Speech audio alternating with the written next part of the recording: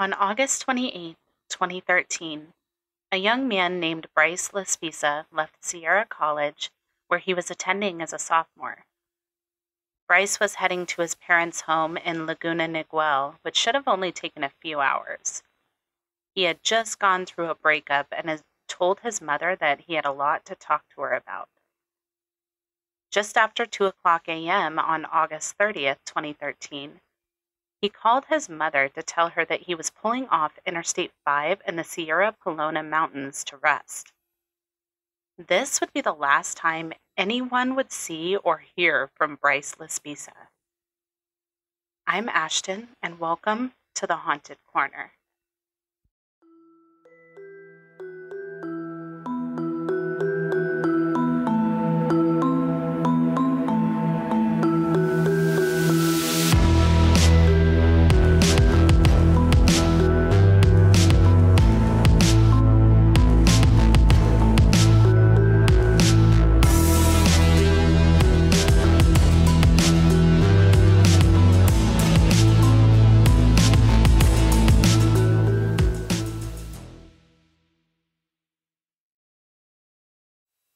Hey everyone, welcome back to the Haunted Corner.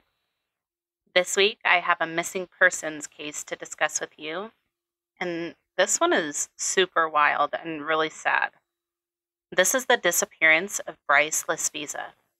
And at the top, if you have any information about Bryce or where he could be, please call 949-292-4400 or call the Los Angeles County Sheriff's Office at 323-890-5500.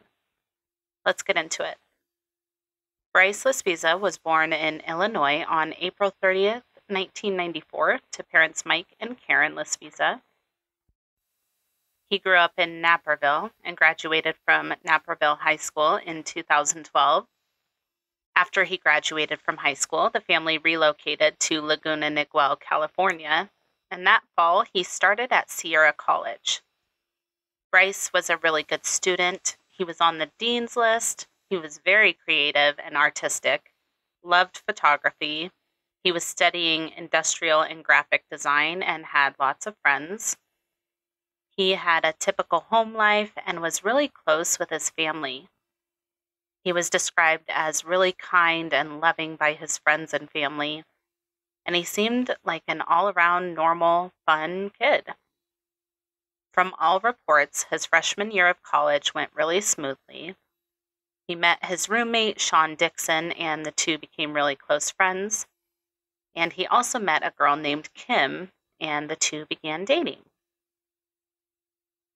During the summer between his freshman and sophomore year at Sierra College, Bryce spent time at home with his parents and everything seemed normal.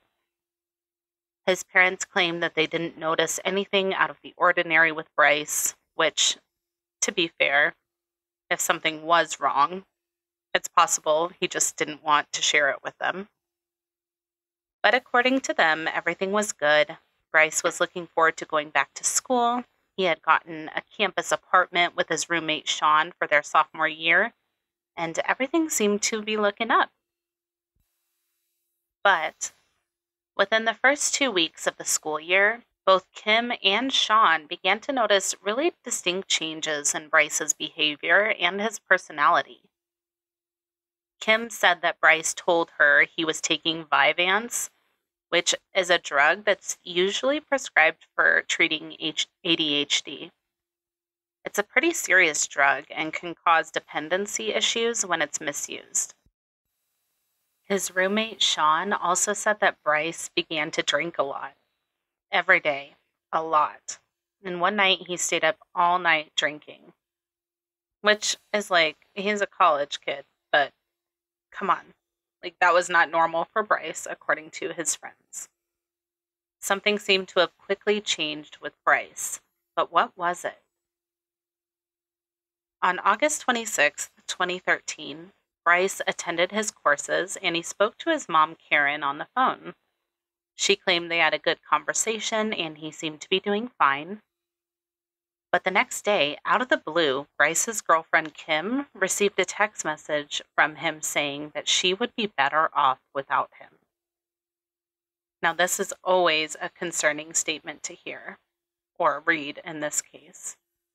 And she asked him point blank, "Are you breaking up with me?" And he said yes, that he was.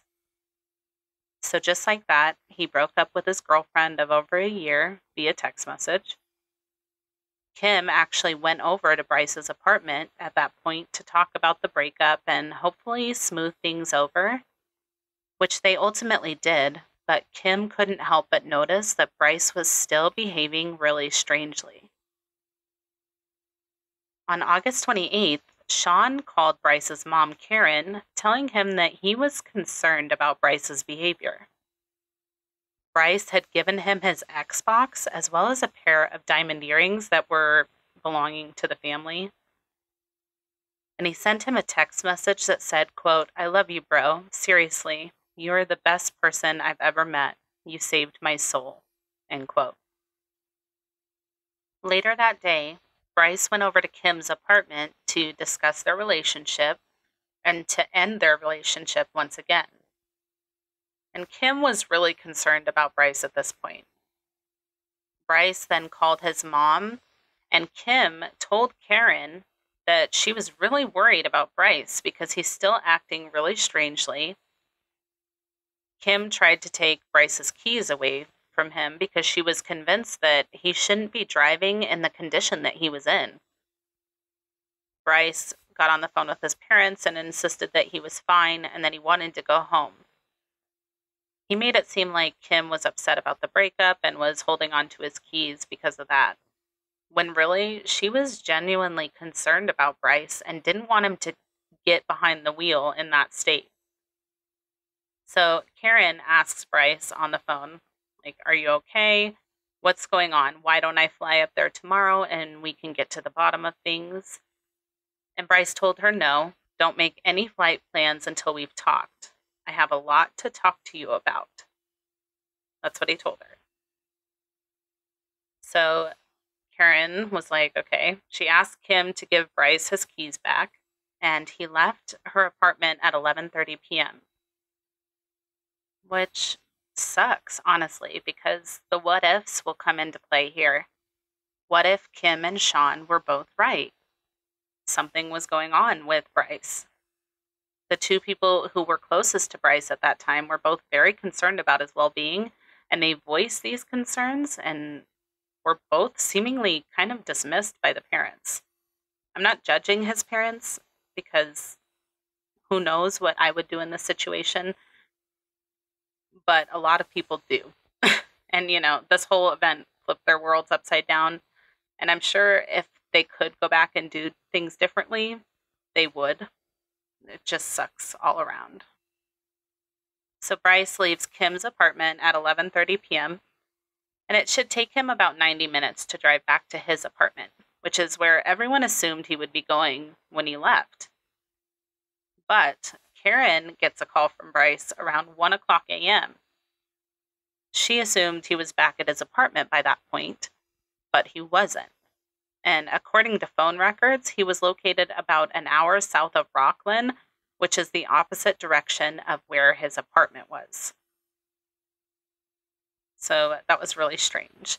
Then 11 a.m. on August 29th, so the next morning, Karen received a notification from their car insurance company that Bryce had used roadside assistance. They couldn't get a hold of him, so Karen called his roommate, Sean, to ask if he was okay after finding out about the roadside assistance. And he's like, what are you talking about? Bryce didn't come home last night. So Karen and Mike, Bryce's parents, were able to see on their bank account that there was a $20 charge in Buttonwillow, California, which was not super far from their house. So this led the parents to believe that maybe he was on his way to their house. Mike called the business that was listed with the charge on the bank account, and the business was Castro Tire and Truck. And the owner of this company was a man named Christian. When Mike called, Christian answered, and he told him that he had delivered 3 gallons of gas to a man who had run out of gas on the side of the road around 9 o'clock that morning. At first, when he arrived, Christian couldn't see him. He couldn't see anyone at the car. He couldn't see Bryce. He didn't see anyone there. And then he went to leave, and Bryce immediately called him back to get the gas and said he was sleeping at the time. Which is like, okay, that's weird. So Christian, while talking to Mike on the phone, offers to go back to the spot where he had left Bryce to see if he was still there or what was going on. So Christian went back to the spot where he had dropped the gas off, and Bryce was still sitting there in his car in the same spot as he was 3 hours earlier when Christian had given him the gas. So Christian walks up to the car. He's like, "Hey man, your parents are really worried about you. What's going on?" And he then called Karen and Mike to let him know that he was still there.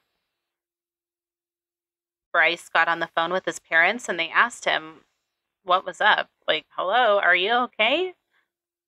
He said he was fine, so they told him to go get gas and to come to their house. It was only a couple-hour drive, and he would be there by 3 p.m. if he left then. Bryce filled up the car and left. 3 o'clock p.m. came and went. Bryce stopped answering his phone, and he never showed up to his parents' house like he had agreed to. 4 o'clock comes to pass, 5 o'clock, 6 o'clock finally hits, and there's no sign of Bryce. And Karen and Mike are panicking at this point. Things were already weird enough. Something was clearly wrong, but now they had no contact with him once again. They called Orange County Sheriff's Department and filled out a missing persons report for Bryce. The Sheriff's Department was able to get access to ping his phone's location, and they found him. Only 8 miles from where he was last seen by Christian, where he got gas. So in 9 hours, he got gas and moved 8 miles. At 9:33 p.m., officers found him in his car at a hotel. When they approached him, he told them that he was on his way to visit a friend. They gave him a field sobriety test, which he passed, and the officers claimed that he showed no signs of impairment. He was talkative, answering all of their questions, and was very friendly. They asked him if they could search his car, and he let them, and they found nothing. When they told him his family was really worried about him, he told them that he was just blowing off some steam. And when they told him to call his mother, he really didn't want to. He was really hesitant to call his mother. So the officers then dialed for him, and Bryce spoke to Karen. He said he was just going to go hang with some friends later, which is like, no, you're not. That's not what the plan was. What's happening? If I'm Karen, I would have already been there. But especially at this point, have the officers hold on to him or keep an eye on him until she can get there. I just don't understand why they just didn't go get him. And I think that's where a lot of the scrutiny comes in for the parents. It's just like, why didn't you just go get him? Why? You're so close to him. It's just a couple-hour drive. You could have been there and back already. I don't understand. And in this case, something is wrong here. Something is so wrong, but no one's taking it as seriously as it is. It just, I hate this. So the police found nothing to keep him on. They told Karen he was fine to drive, and they let him go. And Bryce said he would go home. Shocker. Hours later, he still wasn't home. So what did Karen and Mike do? They call the real hero of this story. They call Christian, the guy who gave him gas earlier, and he agreed to go check on Bryce again. So Christian went to the last location where the police had seen him, and guess what? Bryce was still there. So for the last 13 hours, he's just been doing nothing, it seems. So Christian had Bryce follow him to the highway, in order to ensure that he got on the highway to go home, and he did. So Bryce was set to arrive home around 3:25 a.m. He spoke to his parents along the way, and they asked for landmarks to confirm that he was actually on his way home. But the landmarks Bryce was giving were super vague. And then at 2:09 a.m., Bryce called Karen and told her that he was really tired and he was going to pull off the I-5 and get some rest before continuing on. She agreed that this would probably be the best plan, which this is not the best plan. This is the worst plan for somebody who's been on the road for as long as he has and is in the state that he's in. This is not the best idea. Just get him home. Go get him. And this is the last time anyone heard from Bryce Laspisa. The next morning, the doorbell rang at the Laspisa home, and it was a California Highway Patrol officer. He asked Karen and Mike if they owned a 2003 Toyota Highlander. They said yes, and that their son drove it. The officer told them that around 5:30 that morning, a construction worker found the car near Castaic Lake at the bottom of a 25-foot embankment, abandoned with the keys still in the ignition. The vehicle was overturned on the side of Main Ramp Road, about 100 feet from Lake Hughes Road, with the rear windshield broken out and some drops of Bryce's blood found inside. All of Bryce's belongings were in or nearby the car, including his phone, wallet, and laptop. And his duffel bag was open and on the ground nearby the car. There was also evidence based on the tire tracks that he had accelerated before driving down the embankment. But Bryce was nowhere to be found. So the search for Bryce immediately began. At the time of his disappearance, he was 19 years old. He was 5'11" and around 170 pounds. Bryce had bright red hair and blue eyes. He has a tattoo of a Taurus bullhead and his birthday in Roman numerals on his upper left arm. When he went missing, he was wearing a blue and white checkered shirt, white cargo shorts, and size 12 red and white Nike shoes. Authorities called in different departments to assist with the search. There were volunteers who came in to search as well. Officers brought in dogs to search and a dive team. The Castaic Lake was searched for several days, but nothing was found. The ground search focused on Government Cove near the main boat launch on the upper side of the lake. This is the area that the canines picked up Bryce's scent, which they then tracked across a bridge to a nearby truck stop where the trail went cold. So what happened to Bryce? Nothing was found. No sightings of him, no evidence, no body, nothing. Did he want to disappear? Did he want to end his own life? Did the Vyvanse cause him to have a psychotic break? The behavior he was exhibiting would point towards that theory. But why did he have the duffel bag with him? When he left initially, he was just going to go to Kim's house to break up with her and then go back home. So what was with the duffel bag? The duffel bag was sitting on the ground, open, as if something was taken out of it or someone was looking through it. So what happened? Was Bryce injured in the accident and walked away? Did he get a head injury and is now living somewhere unknown? Did he just leave to start over? What was it that he wanted to talk about with his mom? There are so many questions that are still unanswered. On September 4th, 2013, a jogger reported seeing a brush fire near Castaic Lake, and while firefighters were responding to this fire, they found the charred remains of a body. The remains were eventually ruled out to be Bryce's, and without a body, authorities really didn't have anything to go off of. But they also couldn't close the case either, and were left with nothing but speculation at this point. Some people believe that Bryce is still alive, possibly living as an unhoused person or living an entirely new life altogether. But many people believe that Bryce is no longer with us and his remains just haven't been found yet. Karen and Mike Laspisa continue to look for their son, posting missing persons flyers, and family members keep the Find Bryce Laspisa Facebook page active as time passes.